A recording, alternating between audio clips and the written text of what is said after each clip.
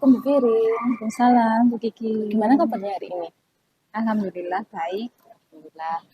Hari ini kita sudah melaksanakan observasi ya. Tadi juga saya sudah melihat bahwa pembelajaran yang dilaksanakan oleh Bu Firin berjalan sangat baik. Dan sepertinya Bu ya, kalau saya jadi murid saya seneng loh diajar sama Bu Firin. Gitu ya. Nah, gimana perasaannya Bu Firin setelah pembelajaran hari ini? Perasaan saya setelah pembelajaran hari ini, saya merasa dikatakan puas ya puas, tapi ada perasaan kurang puas karena ada sedikit kendala tadi anak-anak sepertinya masih ada yang kebingungan. Jadi itu wajar ya. Maksudnya itu kendalanya kan bukan berarti kendala yang sampai fatal seperti itu. Oke. Kira-kira ya dari kemarin kan kita sudah melaksanakan pra observasi itu. Ada rencana-rencana yang akan dilaksanakan. Nah, waktu observasi tadi ada nggak tahapan yang belum terlaksana? Tahapan yang belum terlaksana. Untuk tahapan-tahapannya Yang sesuai dengan RTP mungkin? Saya laksanakan semuanya. Sudah terlaksana. Sudah ya, terlaksana semua ya, dengan baik. Oke, berarti tidak ada yang tidak terlaksana? Tidak ada. Sebabnya semua bisa terlaksana itu apa Bu? Karena mungkin Bu Firin memang sudah memanajemen waktunya atau seperti apa? Untuk manajemen waktu ini ya sepertinya tadi kurang sesuai karena anak-anak mungkin butuh waktu agak sedikit lama untuk mengerjakan soal yang saya berikan gitu. Sehingga menyebabkan durasi waktu yang saya berikan ke anak-anak itu jadi lebih sedikit bertambah. Oke. Lalu dari tadi itu kan sudah melaksanakan ada yang namanya pembukaan, ya ada pembukaan. Kemudian saya lihat juga Bu Firin ngasih materi-materi dulu ke anak-anak dan lain-lain. Kira-kira dari semua tahap itu apa yang perlu dikembangkan? Yang dirasa masih sepertinya ini kurang nih. Lalu apa yang perlu dikembangkan? Yang perlu dikembangkan mungkin pemahamannya siswa terkait konsep dari bentuk persamaan linear tadi ke menggambar grafik. Grafik ya di bidang koordinat kartesius itu. Memang kebanyakan siswa itu kesulitannya di situ. Oh, jadi memang rata ya, hampir semua kelas sepertinya seperti itu. Hampir kelas yang saya ajar, memang saya merasa agak kesulitannya anak-anak menangkap pemahamannya di situ, konsep itu. Kira-kira ya saya ingin tahu ya, anak-anak ini memang di sekolah saja belajarnya, apa ada jam tambahan atau mungkin ada ekstrakurikuler atau mungkin mereka ikut les, cara supaya mereka bisa mengejar kekurangannya gitu, seperti apa? Beberapa siswa memang ikut bimbingan belajar di luar sekolah. Tapi kalau untuk ekstra itu di sekolah ini tidak mengadakan jam tambahan. Oke. Jadi memang anak-anak kalau les kan tidak semuanya ya, hanya beberapa saja. Jadi ya mungkin kebanyakan ikut pelajaran saat di sekolah saja itu saja. Betul. Itu bisa jadi kendala Bu ya, bisa jadi kendala kurangnya pemahaman mereka. Lalu ini bagaimana keaktifan siswa di kelas atau mungkin Bu Firin juga bisa menceritakan siswa yang lain di luar kelas yang tadi kita observasi atau bagaimana keaktifan siswa terkait selama Bu Firin mengajar? Kalau keaktifan siswa itu memang setiap kelas berbeda-beda. Khususnya kelas yang diobservasi tadi ya, yang kita observasi tadi, itu cenderung anaknya memang aktif, tapi aktifnya itu tidak langsung spontan, langsung cepat gitu, tidak. Tapi butuh beberapa motivasi dulu, baru anak-anak mau maju. Gitu. Jadi anak-anaknya itu memang ini ya? Sebenarnya bisa, anaknya bisa. Iya, saya lihat tadi juga beberapa anak yang awalnya mereka terlihat malas-malesan, tapi ternyata waktu Bu Firin tanya, mereka langsung bisa jawab seperti itu. Nah, ada kendala nggak sih Bu di keaktifan siswa yang mungkin ada siswa yang terlalu aktif, yang sampai dominan, seperti itu ada nggak sih? Yang terlalu aktif Kalau di kelas yang tadi itu tidak ada. Tidak ada, hampir semua merata. Merata untuk keaktifannya rata semua.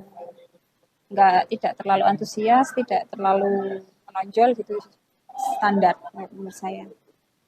Tidak ada. Lalu Bu Firin punya nggak sih kesulitan-kesulitan yang dialami selama ini? Selama observasi tadi, kesulitannya apa yang paling apa ya, yang membuat oh sepertinya ini tantangan atau ini berarti akan harus diselesaikan di kemudian hari dan lain-lain. Ada nggak kira-kira? Tantangannya itu tadi ya, karena ada beberapa soal yang tidak terlaksana atau tidak bisa saya capai karena kendala waktu dan pemahamannya anak-anak itu tadi.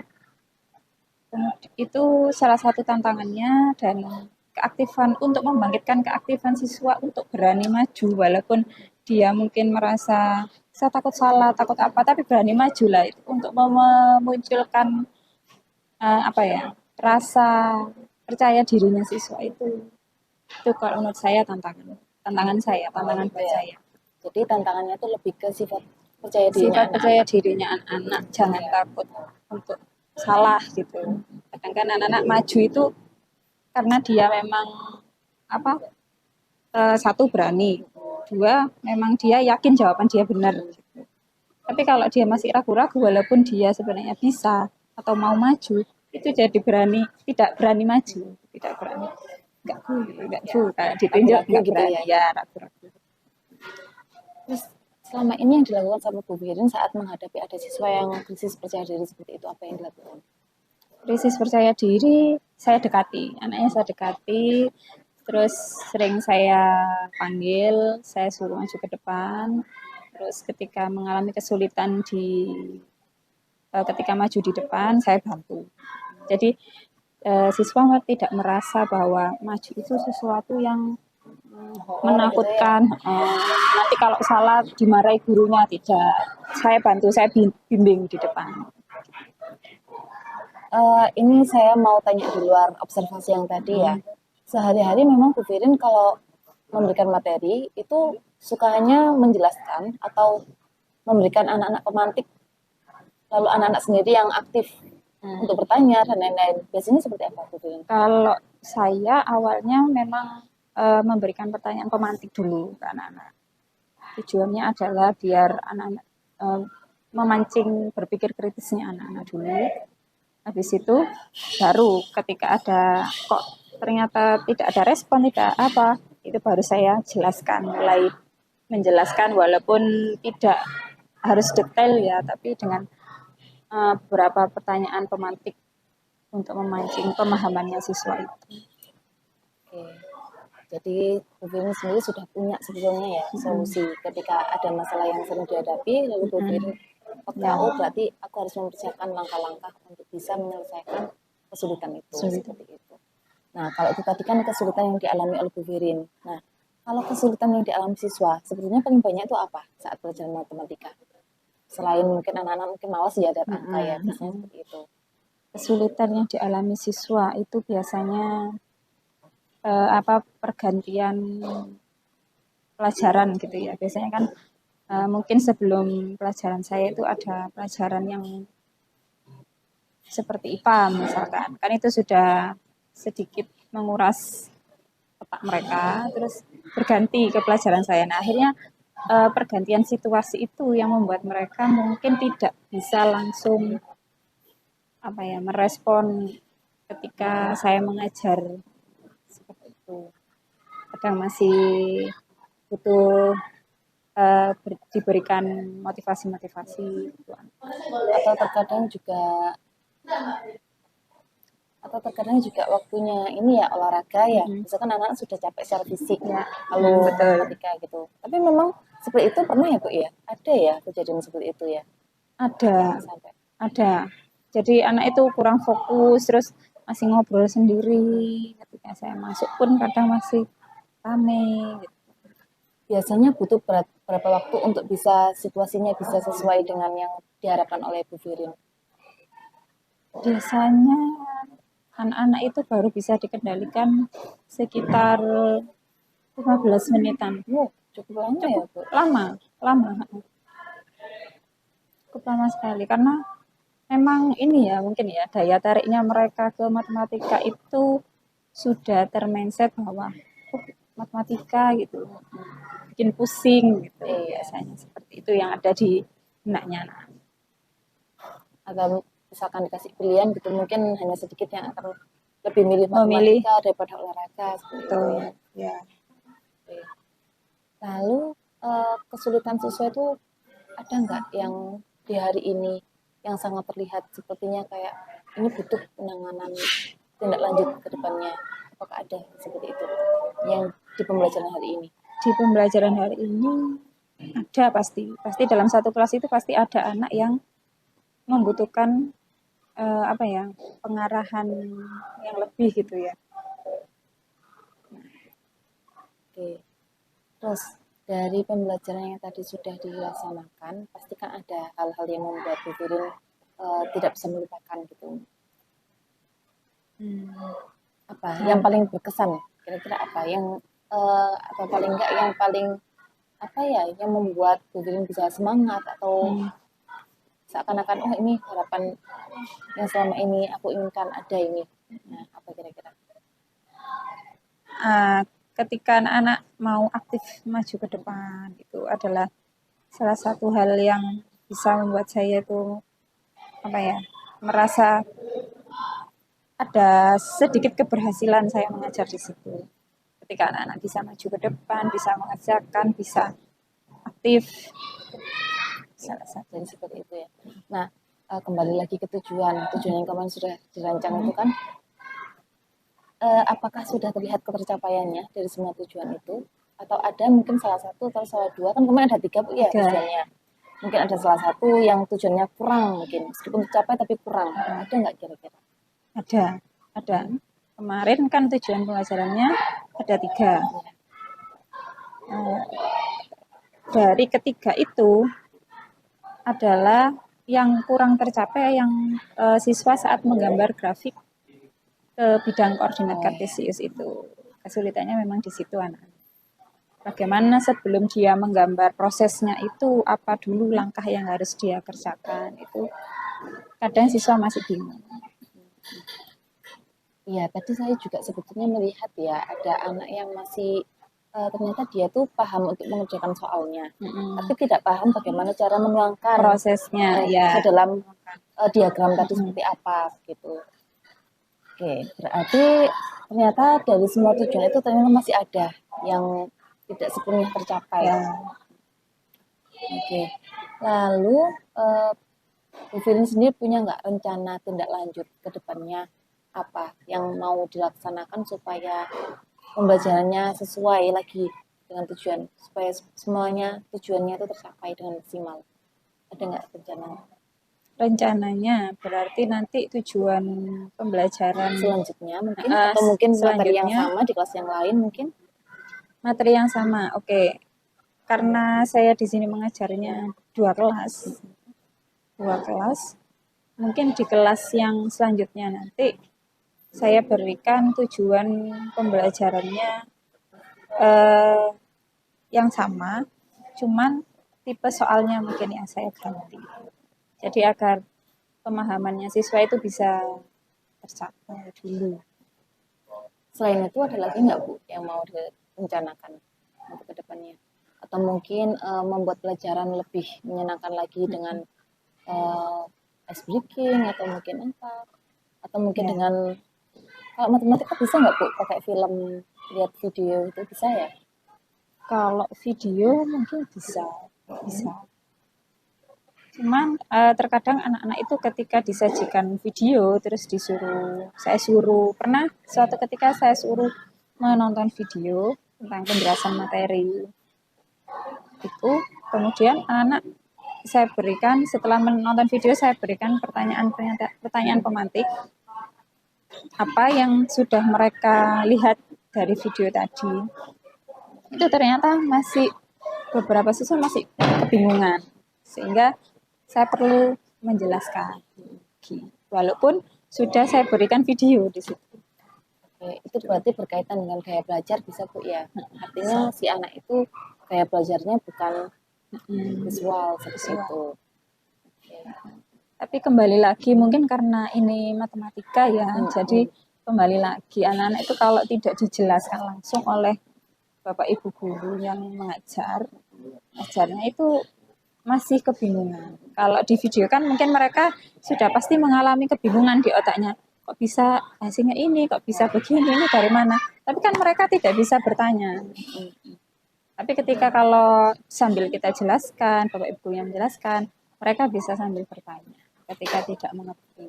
Itu sih kalau menurut saya. Jadi kalau misalkan video itu bisa saja ya, Bisa, tapi kurang mengena seperti itu. bisa membantu, tapi tidak untuk mencapai tujuan pembelajaran itu tadi. Pasti anak-anak pasti mengalami kesulitan. Seperti itu.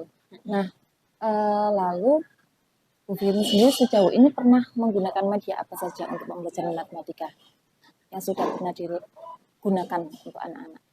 Medianya saya video itu tadi pernah, terus dalam bentuk bukan games apa ya, kayak di word wall. Oke. Tuh situ kayak itu sih. Terus ditunjang dari buku paket itu juga.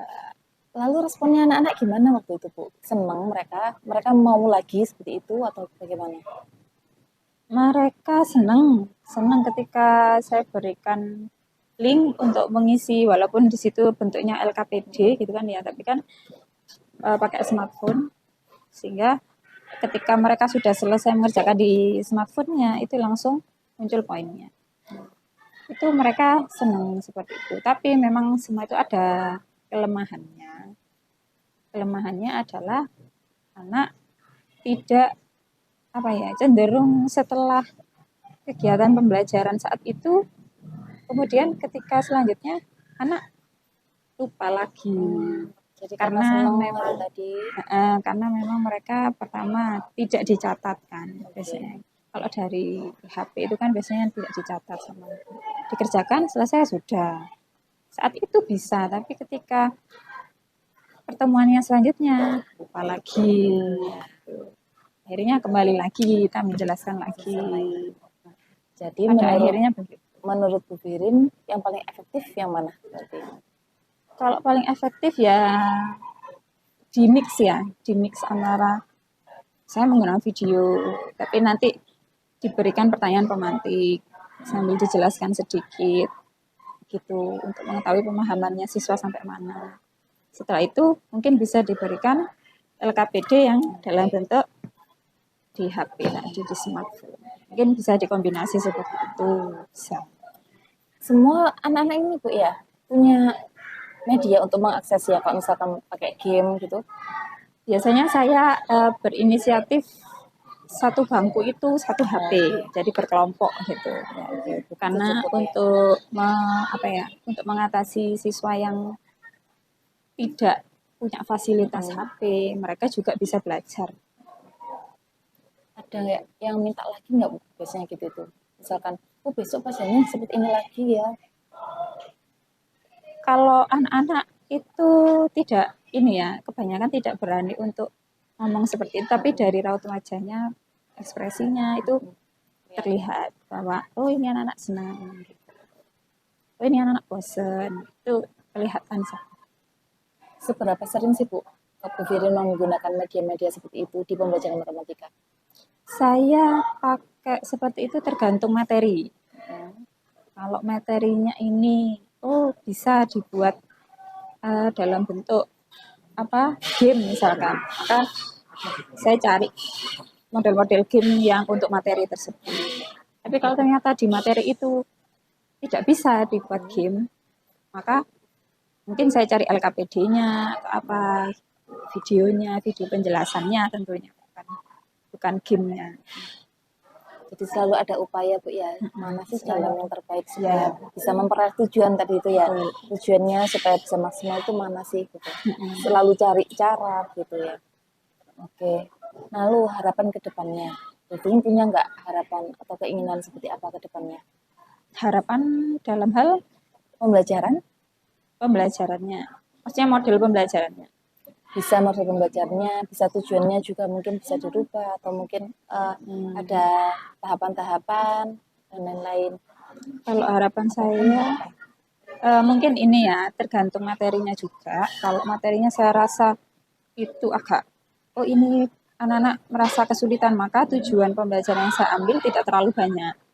Mungkin atau kalau dua itu dirasa ternyata banyak yang harus dicapai, maka cukup satu tujuan saja, tapi anak-anak paham betul. Oh ya, berarti di sini mementingkan pemahamannya Pemahamannya dulu. Karena memang kadang rencana itu tidak sesuai. Betul.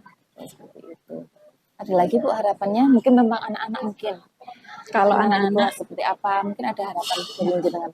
Harapan saya itu pokoknya kalau dalam proses pembelajaran itu harapan saya selalu sama Bu sebenarnya.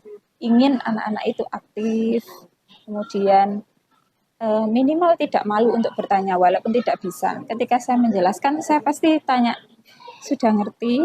Ada yang kebingungan? Sampai sini paham? Itu sering saya tanyakan. Untuk apa? Untuk mengantisipasi bahwa tidak semua anak itu berani untuk bertanya. Tapi ketika saya sering bertanya seperti itu, maka anak-anak akan mungkin awal-awalnya malu atau apa, tapi kalau sering saya lakukan seperti itu, maka anak-anak sudah terbiasa. Walaupun mungkin angkat tangannya gini gitu, malu biasanya. Dan suaranya pelan sekali sampai saya dekati. Apa, tanya apa. Sampai seperti itu. Saya ingin anak-anak itu, ayo berani ngomong. Gitu. Nggak apa-apa, salah itu sudah bukan hal yang dosa atau apa enggak gitu loh. Tapi kamu di sini belajar, maka ayo nggak apa-apa. Belajar itu berawal dari salah dulu. Orang itu tidak tiba-tiba langsung pinter gitu, enggak. Saya selalu mengatakan begitu kan. Jadi biar anak-anak itu termotivasi. Baik sekali. Kalau harapan dari sekolah mungkin. Harapan dari sekolah yang bisa mendukung proses pembelajaran Bu Firin, apa kira-kira harapannya untuk sekolah? Harapannya untuk sekolah gini ya, mungkin bisa menunjang media pembelajarannya, memfasilitasi anak-anak. Contohnya misalkan di kelas gitu kan, di sini masih tidak semua kelas itu ada difasilitasi LCD. Terkadang walaupun di kelas ada LCD, tapi kadang LCD itu tidak bisa digunakan. Jadi fasilitas seperti itu dan mungkin penyediaan di sekolah kayak tablet atau apa itu sepertinya perlu ditambahkan. Ada tapi kurang maksimal tapi iya terbatas, tidak bisa menunjang untuk satu kelas sih ya bisa. Oke. Ada lain mungkin? Terus ini pemasangan wifi. Oh iya, wifi itu yang kalau menurut saya ya yang paling bisa menunjang pembelajaran, apalagi di era digital sekarang. Betul. Karena anak-anak juga diperbolehkan bawa HP ya, jadi bisa jadi kesempatan anak-anak untuk akses informasi. Ada lagi Bu mungkin? Kayaknya sudah menurut saya itu sih. Dan ini ya mungkin ya kalau menurut saya di sekolah-sekolah itu biasanya lab itu hanya untuk IPA, hanya itu. Tapi komputer ya, terutama dua itu betul. Nah, kalau menurut saya matematika itu juga perlu ada labnya. Kenapa? Karena di situ matematika sebenarnya punya alat peraga juga. Jadi untuk menyimpan alat peraga anak-anak juga biar tahu, biar mengenal bahwa ini loh matematika itu tidak hanya menghitung di atas kertas, tapi juga bisa menggunakan alat peraga. Jadi Bu Firin punya harapan banyak sekali ya, terkait sekolah supaya bisa mendukung lagi keberhasilan pembelajaran. Bu Firin ada pertanyaan lagi ya dari saya. Jadi ada nggak tips-tips yang bisa diberikan untuk pelaksanaan pembelajaran kira-kira apa yang sebenarnya cara guru yang pernah berhasil itu bisa diberikan? Cara yang pernah berhasil kalau selama ini saya laksanakan pembelajaran di kelas itu, saya selalu memberikan pertanyaan ke siswa sebelum masuk ke bab yang baru misalkan atau materi yang akan saya berikan. Jadi saya berikan pertanyaan materi yang sebelumnya, artinya yang berkaitan dengan materi yang akan saya berikan. Ini yang terakhir ya, apa refleksi dari guru terkait coaching hari ini? Refleksinya saya merasa ini ya lebih rileks aja kalau misalkan diberikan pengawas misalkan di supervisi, contohnya di supervisi saya biasanya kalau akan di supervisi itu merasa ada perasaan takut, ada perasaan saya harus perfect, saya harus begini, saya harus begitu. Saya merasa ada tujuan pembelajaran yang harus tercapai. Tapi ternyata ketika hari ini di supervisi ini saya merasa bahwa tujuan belajar itu tidak harus tercapai 100%, tapi memang harus dilaksanakan sesuai rencana. Cuma memang kondisi di lapangan kan tidak sesuai dengan SOP kan seperti itu. Cuman sebagai guru kan saya juga berusaha untuk mencapai tujuan pembelajaran. Baik,